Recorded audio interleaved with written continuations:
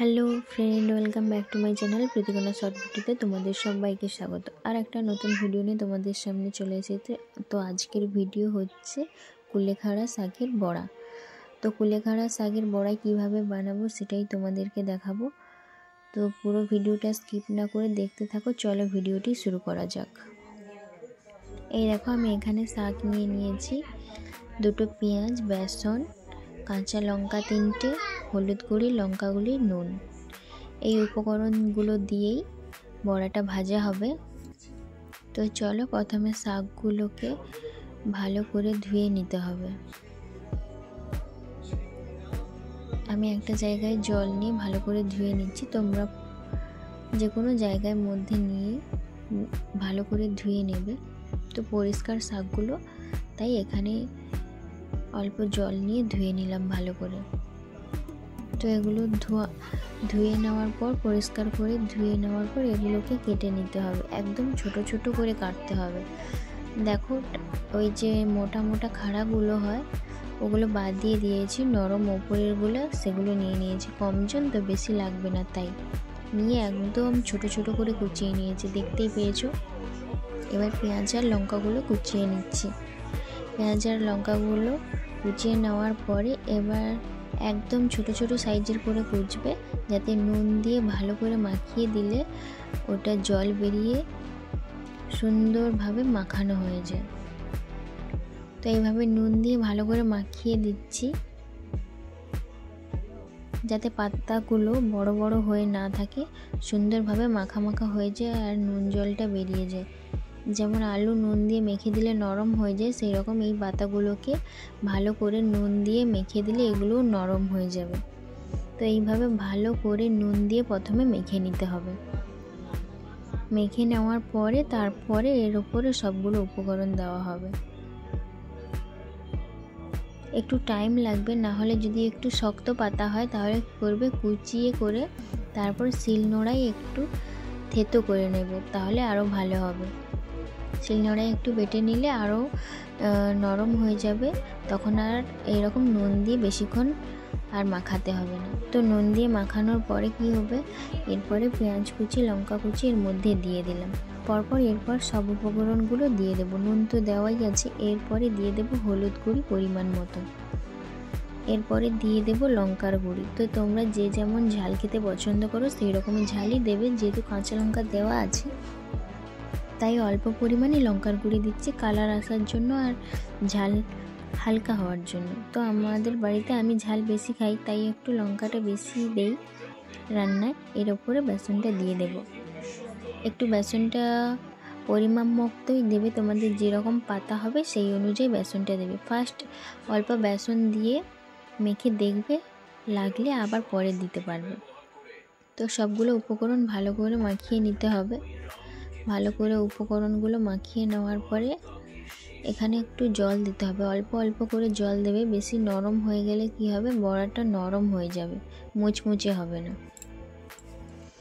তাই অল্প অল্প করে জল দেবে, তারপরে আবারও মাখাবে।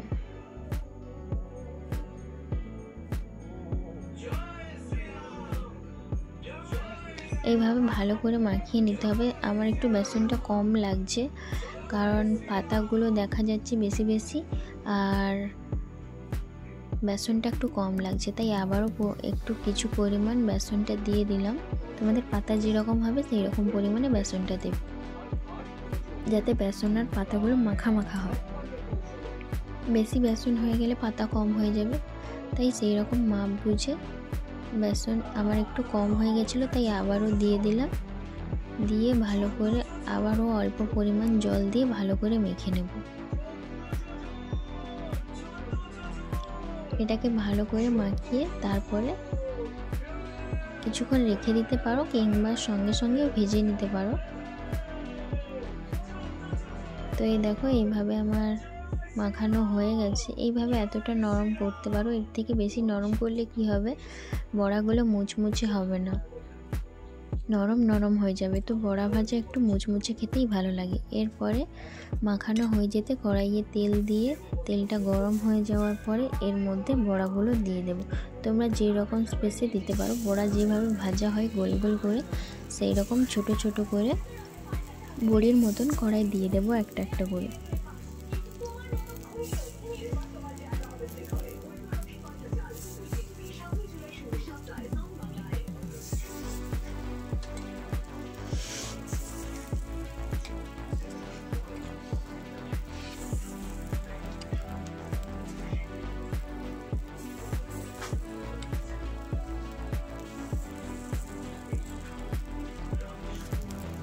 তো সবগুলো বড়া দেওয়া হয়ে গেছে। এরপরে উল্টে নেব।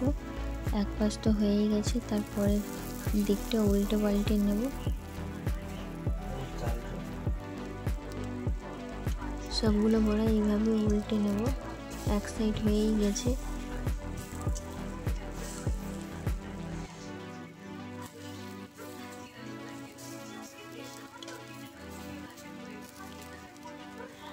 এইভাবে একটা একটা করে সবগুলো উল্টে নেব।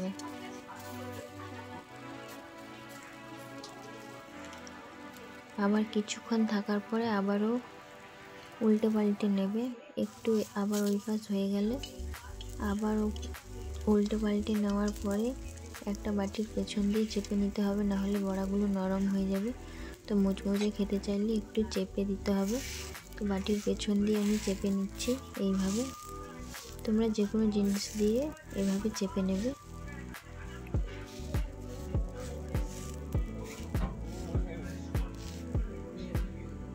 এভাবে চেপে নেওয়ার পর আবার কিছুটা তেল দিয়ে দিলাম। এরপর আবারও উল্টে দেব।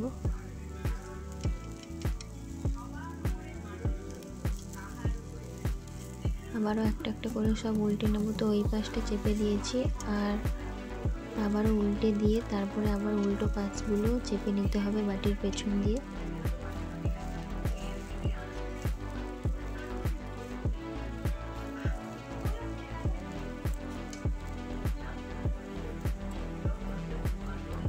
আবার ওই পাশগুলো বাটির পেছন দিয়ে চেপে নিচ্ছি। ভালো করে একটু বেশি বেশি করে চেপে নেবে যাতে বড়াগুলো মুচমুচে হয়।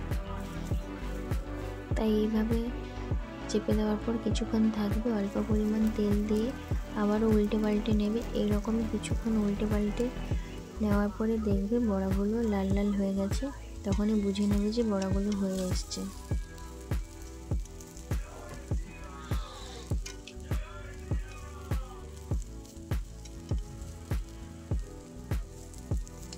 দেখতেই পাচ্ছ বড়াগুলো লাল লাল হয়ে গেছে। তো বড়াগুলো হয়েই এসছে। তো এইভাবে উল্টে পাল্টে নেবে, যেই দিকটা ভালো হয়নি সেই দিকটা আবারও উল্টে নেবে।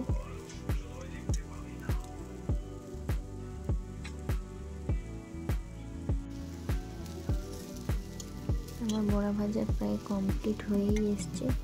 সবগুলো প্রায় লাল লাল হয়ে গেছে। তো এগুলো হয়ে গেলে আবারও যে কটা বাকি আছে সেগুলো ভেজে নিতে হবে। এগুলো হয়ে গেছে, এগুলো নামিয়ে নিই। এই দেখো এগুলো হয়ে গেছে, নামিয়ে নিয়েছি। আবারও কড়াইতে তেল দিয়ে বাকিগুলো যতগুলো আছে ওইগুলোকে ভেজে নিচ্ছি। ওই একই রকমভাবে দেওয়ার পরে বড়াগুলো উল্টে পাল্টে নেব।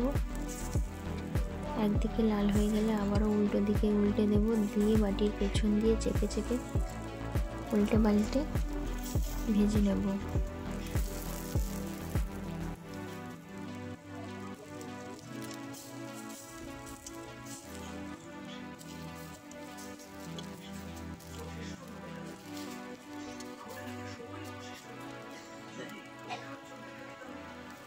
তোমরা আগে কখনো এই বড়া বাড়িতে ভেজে খেয়েছো কিনা জানি না। যদি না খেয়ে থাকো অবশ্যই বাড়িতে একবার ট্রাই করে দেখবে।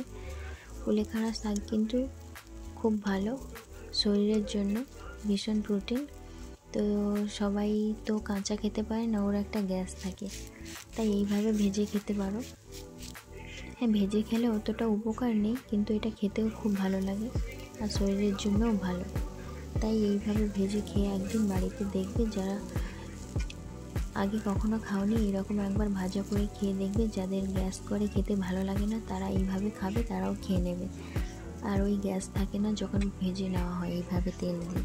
তো চলো, এইভাবে আমার ভাজাগুলো হয়ে গেছে, দেখতেই পাচ্ছ আমি একটা থালায় করে সাজিয়ে নিয়েছি। আজকের ভিডিও আমার এই পর্যন্তই ছিল। ভিডিওটি কেমন লাগলো অবশ্যই কমেন্ট করে জানিও।